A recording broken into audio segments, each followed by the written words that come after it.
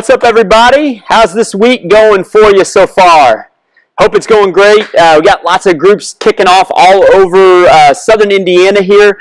Some of you guys are jumping into week 2. Some of you guys are just starting this week. Others of you have been up and running a little bit longer. But as the subject line of this email said, just wanted to come to you and share some stories of everything that God's doing this January all across southern Indiana, because our stories matter.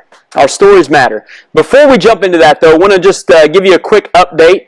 I'm going to give you guys one more week to reply back for your chance to win free dinner for your group. So I'm going to frame up this conversation a little bit differently. If you would reply back and just let us know how things are going for your group. Maybe it's a story to share. Maybe somebody prayed for the first time in group, or it's their first time connecting with the group and it went really well, or maybe it's your first time meeting as a group and you guys had a great conversation.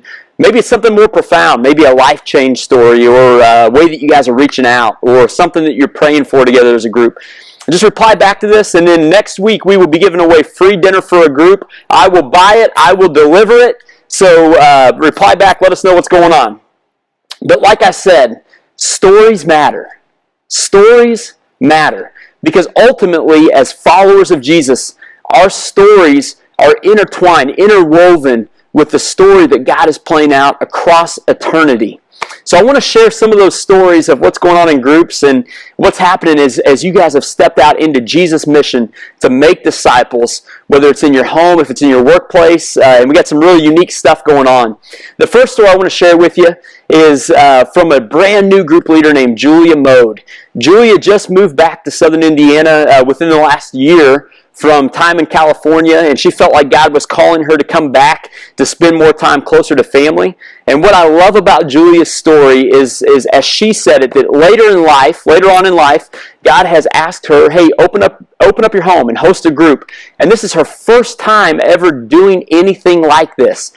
She specifically felt like God was asking her to reach out to some of her family, and it turns out that her group is made up of only her cousins. And she was kind of feeling a little down about that last week. Said, I've only got 4 cousins, Adam, that are, they grew up in the same faith tradition as me. Some of them are still involved in church. Others are just nominally involved, and others just not involved at all. And she goes, I just don't know if that's a win or not. And I encouraged her, I said, Julia, if somebody could tell me that I could have a group of cousins of my family show up and they wanted to do Bible study with me, they wanted to walk through a series on getting over yourself, like I would stop everything else just to do that. And so for us, that's a win. And I just want to celebrate what God's doing through Julia, that He called her to something more, even at this point in her life, and is using her in some huge ways to speak into the lives of her family and have a spiritual conversation with them. Another group I want to tell you about that we've been going for a couple weeks is a group of men from Southeast in another church, our friends over at Forward Church in New Albany. We have a group of guys that are meeting at White Castle at 6 a.m. I know, White Castle at 6 a.m. It's a little early for sliders, but we're walking through a book by Hugh Halter called Flesh. It's led to some great conversations, and the fact that we have a couple churches involved with this has led to some great kingdom-minded conversations. So we're praying about what God will do out of this and how He wants to use us as His church, the Big C church, together to reach our community.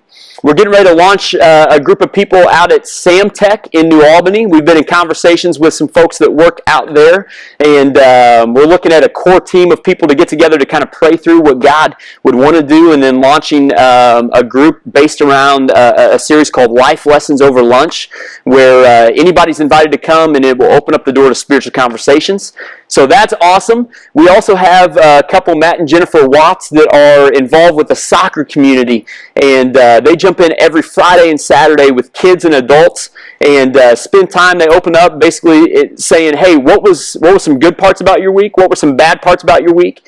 They talk about Jesus, and then they get to play soccer together, and then they end by praying. What's beautiful about it is that they're engaging both believers and non-believers in spiritual conversations, and soccer is the vehicle that's opening the door to that, and we love it. Another group that we've been talking to is our friends John and Christy Riley, who are members here at Southeast. They own a business called Maker 13 down in Jeffersonville. It's basically a space where if you're involved in manufacturing production, they've got 3D printers, they've got laser engravers for signs and metal, all kinds of crazy stuff. They've got a wood shop where they want to open up that space and figure out, man, what does God want to do kingdom-minded? So it may be a Bible study, it may be job skill training, but we're praying through that with them, and they've just said, hey, we want to be open to what God wants to do. So here's why I share all those stories with you. I know that just seems like a bunch of random stuff coming together, but what it is, and one group leader said this so beautifully to me this week. He said, Adam, all these little things that are popping up, what we're seeing is this idea of loving where we are. It's starting to take root. It's becoming an identity of who we are. And ultimately, I think that's the thing that Jesus had in mind, that after he went to the grave and he came out, I mean, can you imagine that? Being one of his followers that saw him dead, and then all of a sudden he's back to life. All of this is pointing to that story. All of it is fulfilling the command to love God and love people. All of it is fulfilling the command to make disciples in whatever avenue of life that God has given you. And ultimately, all of these stories are a part of the greatest story ever told, that Jesus came out of the grave, that our hope is not in this life, our hope is not in death, but our hope is in the resurrection of Jesus. So as we die to ourselves and we allow him to live his life through us and in community with others, that people get to see the true glory of God.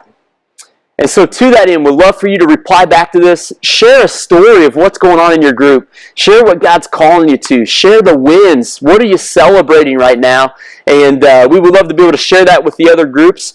And then ultimately, like I said, it just points back to what God's doing in the world. And there is something in it for you. If you're willing to share your stories with us, then we're going to enter you in a drawing for some free dinner that we're going to give away next week. We'd love to get to deliver that to your group and hang with you guys for a little bit. So all of that said, hope you have a great week. Be sure to check back next week for a very special guest update, something that I think will really encourage you, and some stories that I believe can help carry you and challenge you to live your life more like Jesus. And attached to that, we're going to have a special invitation to an awesome opportunity for some very relevant and I think some of the best equipping that you could get to living life on mission with Jesus today. So check back next week. Hope you guys have a great week, and we'll talk to you later.